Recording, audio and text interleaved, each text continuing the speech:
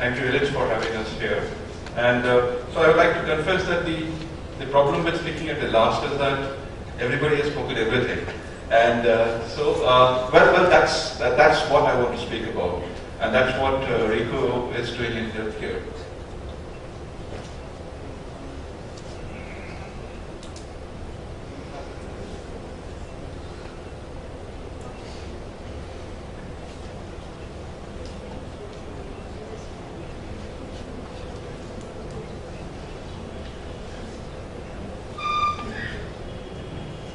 So what we are is we are IT system integrators. So I just talked about in my presentation the various challenges in healthcare and how IT can help there and how at last Ricoh can provide value adds.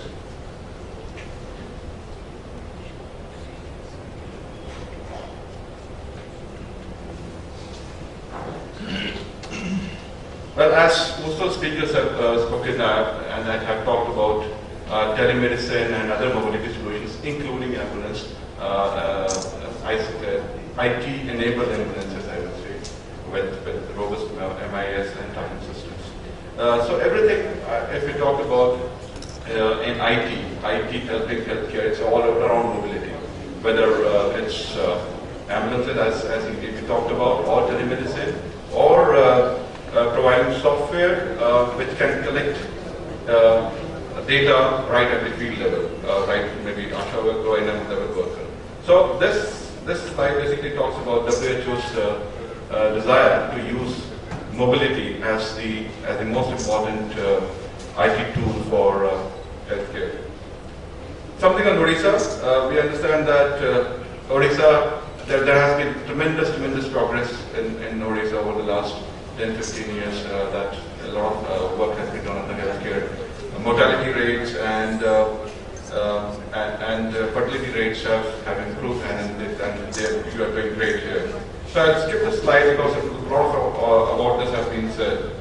And we will go to the current challenges. We understand that health infrastructure, as Madam said, it's still a lot of things that need to be done there, where in the case of number of hospitals or number of doctors, or trained manpower or inadequate manpower. So all those are the challenges which are there. However, let's come to the crux of the matter, which is how IT can help. And we see that there are 5 areas in healthcare where IT can really help. Well, the first one is increasing health awareness. Now, a lot of speakers have talked about it, and we will go one by one and try to talk about solutions which can work there, or solutions which maybe some of the other states have used. The second is overcoming the healthcare infrastructure inequality. Well, this talks about the cities having most of the healthcare facilities and the rural areas lacking there. Next is the IT infrastructure in healthcare, how it can be built. And then, of course, the skill development of healthcare workers. And the last one is non-communicable disease management. I think Madam talked about it, that it's not about diabetes or other things which are only in cities. The things are moving to, a lot of lifestyle diseases are moving to the rural areas also. So how can those be managed with IT? Let's talk about health awareness. And so as you know, the lack of awareness is a big challenge here.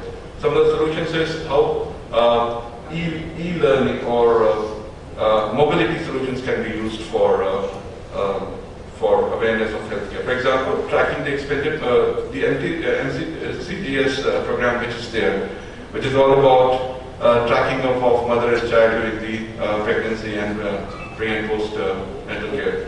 So that's one area which is going great, including Odisha and some of the other states. We see that a lot of health information education portals are coming up, and these are things like Healthcare Magic, Nutrition Vista, and a lot of healthcare things which are there. Probably Government of Odisha can have a look at them and see how they can be used further in Odisha. Mobile alerts, so very significant efforts by Government of Odisha on mobile side, using the very simple technology of SMS, because in IT, out of the 3 layers, which is the infrastructure layer, application layer, and the third one is integration layer. Integration layer is the biggest challenge, and which is basically around communication. When we talk about rural healthcare, how do we connect these IT devices? You may have the best of the equipment, but if they are not connected, well, GPS is one example, but you cannot have that everywhere. So if the last mile connections are not there, even telemedicine will also not work, unfortunately. So there's a lot of work that needs to be done on the connectivity layer of infrastructure. Moving on, this is how we can bridge the infrastructure gap. So as some of the examples that we have seen by other speakers are telemedicine and teleradiology, remote diagnostics and stuff like that. However, it's very important, as I said earlier, that connectivity is improved. And that's where I think Anil talked about a lot of other eGov initiatives by government of Odisha in seeing that the infrastructure, the IT infrastructure, general IT infrastructure of the state is improved.